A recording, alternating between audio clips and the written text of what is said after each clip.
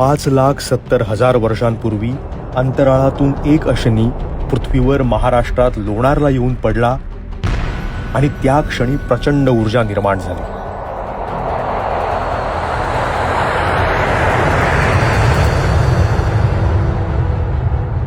आणि तयार झालं दख्खनच्या पठारावरच्या बसाळ खडकाच्या छातीवरचं तब्बल 1.8 किलोमीटर व्यासाचं हे महाकाय विवर.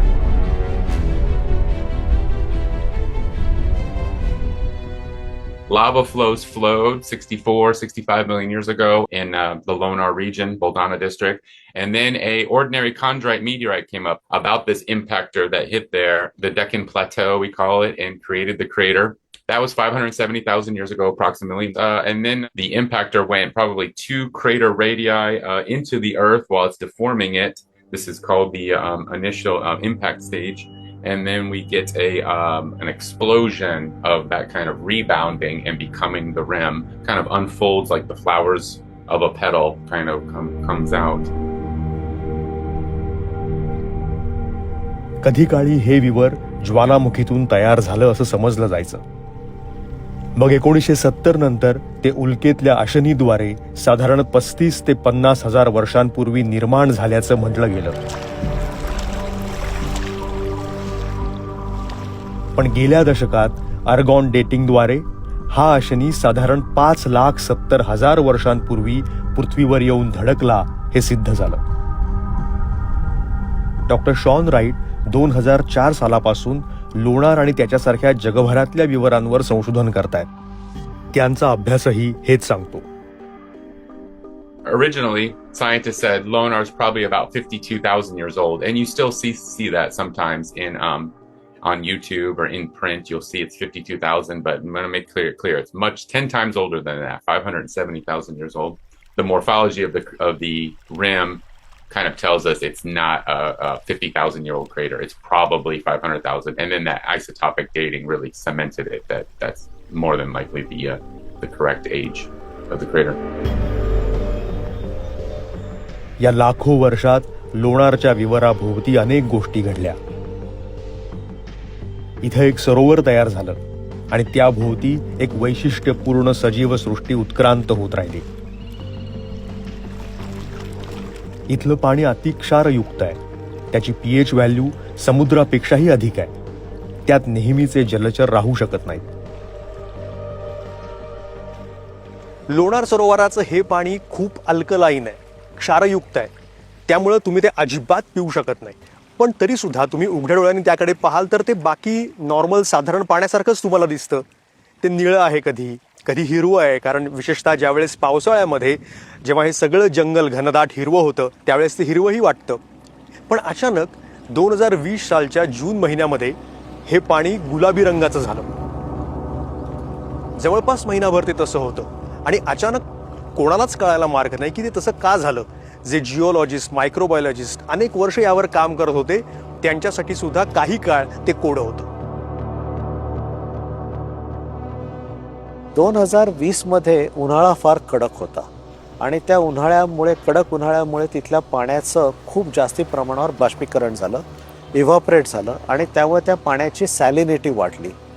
लोणार लेकमध्ये हॅलोफिलिक म्हणजे ज्या बॅक्टेरियांना क्षार जास्ती आवडतं असे हॅलोफिलिक बॅक्टेरिया किंवा आर्किया हे जास्ती प्रमाणात त्यांचं प्रेझेन्स आहे तिथे. या बॅक्टेरियांची ग्रोथ ही पाण्याची क्षारता वाढल्यामुळे खूप जास्ती प्रमाणावर झाली. ह्या बॅक्टेरियांच्या मध्ये एक ॲबिलिटी असते की ते पिंक कलरचं पिगमेंट तयार करतात आणि या पिगमेंटमुळे त्या पाण्याला पिंक कलर आला. त्याच्यामध्ये ड्युनेडेला म्हणून एक अल्गी असते, त्या अल्गीचा पण त्याच वेळेला नेमकं हे वाढलेलं होतं पर्सेंटेज आणि या सगळ्या फॅक्टरमुळे पाणी झालं पिंक रंगाचं. लोणारला जगभरातल्या अभ्यासकांचं, वैज्ञानिकांचं विविधांगी संशोधन सुरू असतं. पण यासोबतच एक मानवी संस्कृतीही लोणार सरोवराभोवती गेल्या हजारो वर्षांमध्ये तयार होत गेली. हे ऐतिहासिक सांस्कृतिक टप्पेही या विवराभोवती उभ्या असलेल्या वास्तूंमध्ये, अवशेषांमध्ये दिसतात. जुन्यात जुनं जर तिथे काय असेल लोणार परिसरात तर एक नरसिंहाची मूर्ती आहे जी साधारण 5व्या शतकातली वाकाटककालीन आहे, पण त्या काळातली मंदिरं आज आपल्याला तिथे सापडत नाही. आज जी मंदिरं तुम्हाला तिथे बहुतांशी दिसतात ती सगळी ज्याला आम्ही पूर्व मध्य युग म्हणतो, म्हणजे साधारण 12व 13व 14व शतक ह्या काळापासून तिथे निर्मिती झाली. ती अगदी आता 18व्या शतकापर्यंत तिथे निर्मिती झालेली दिसते. त्याच्यामध्ये तुम्हाला जी शुष्क सांधी म्हणजे कुठल्याही प्रकारचा मॉर्टर न वापरून केलेली जी मंदिरं असतात तशा प्रकारची मंदिरं दिसतात. काही ठिकाणी तुम्हाला अगदी विटांची शिखरं असलेली मंदिरांचे पण अवशेष दिसतात तिकडे. आणि तिथे ह्या ज्या संप्रदाय तिथे येतात, महानुभाव संप्रदाय असेल किंवा नाथ संप्रदाय असेल, तर त्यांच्या अनुषंगाने पण काही मूर्ती आहेत. पूर्ण विदर्भ, खानदेश आणि मराठवाडा ह्यांच्या दृष्टीने खूप महत्त्वाचं तीर्थक्षेत्र आपल्याला लोणार इथे पूर्व मध्यम युगात दिसतं. पुढे आपण जेव्हा मध्ययुगात येतो तेव्हा आपल्याला अकबराच्या ऐने अकबर इथेही काही महत्त्वाच्या नोंदी मिळतात. त्याच्यामध्ये जो साबण आणि काच करण्यासाठी जो कच्चा माल आहे तो ह्या लोणार सरोवराच्या मिठातून मिळतो अशी नोंद आहे. त्या मिठाबद्दलच्या पण औषधी गुणासाठी ते वापरलं जायचं आणि तिथे खूप मोठा साबणाचा कारखाना आहे. म्हणजे जहांगीराने तिकडून साबण मागवल्याच्या नोंदी आहे. शहाजहान खुद्द येऊन ते लोणार सरोवर काय प्रकरण आहे हे बघून गेलेलं आहे अशा नोंदी आहेत. निसर्गाबरोबर मानवी भौतिक वारसा, मानवी प्रथा परंपरा आणि व्यापार उदीम ह्या सगळ्या गोष्टी तुम्हाला तिथे एकवटलेल्या दिसतात. लोणारचा आशनिपात हा पृथ्वीच्या आयुष्यातली एक महत्वाची घटना आहे. त्यात पृथ्वीच्या आजवरच्या भौतिक आयुष्याची आणि तिच्या बाहेरच्या अवकाशातल्या अनेक प्रश्नांची उत्तरं दडलेली आहेत. डॉक्टर शॉन राईट यांच्या मते मंगळ आणि चंद्र यांच्यावर सतत मोहिमा करणाऱ्या मानवाला या ग्रह उपग्रहांच्या अभ्यासासाठी लोणार मदत करू शकतं. All the rocks from Mars, pretty much all of them, are shock basalts. We have rocks from Mars that are called Martian meteorites. We find these rocks from Mars, and they're shock basalts just like Lunar Crater. And then the Apollo astronauts got, and lunar meteorites, the Apollo astronauts got rocks from the moon that are basalts.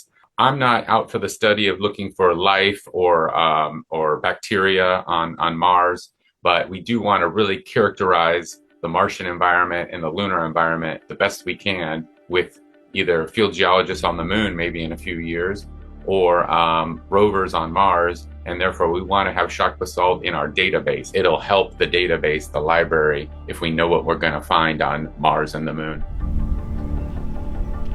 अशा या लोणार सरोवराच्या संवर्धनाचे प्रयत्न गेली अनेक वर्ष सुरू आहेत. त्याकडे मोठा काळ दुर्लक्ष झालं. शेवटी न्यायालयाला त्यात हस्तक्षेप करावा लागला. जवळपास 2003 पासून 10 पर्यंत आम्ही उन्हाळा, पावसाळा, हिवाळा या प्रत्येक टाइम पॉइंटला जाऊन तिथे नोंदी घेतल्या. पाण्याची पातळी कशी कमी जास्त होतीये, मंदिरांची अवस्था काय.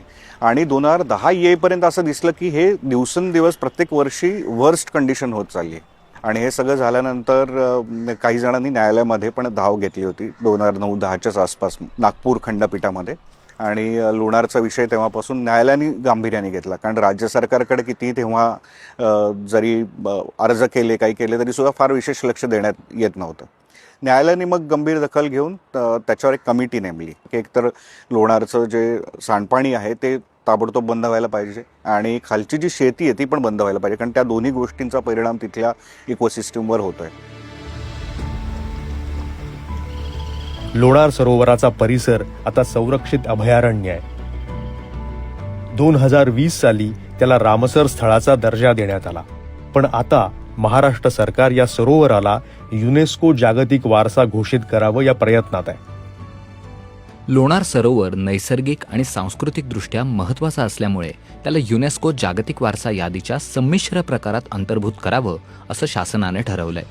सध्या सल्लागारांच्या मदतीनं शासनाचे विविध विभाग लोणारसाठी हा प्रस्ताव तयार करतायत. लोणारचं विवर एका चिरकालीन साक्षीदारासारखं लाखो वर्षांचा वारसा घेऊन उभा आहे. पण ती मान्यता मिळण्यासाठी त्याला एवढी वाट का पाहावी लागावी? शरद बढेसह मयुरेश कोण्णूर, BBC मराठी, लोणार.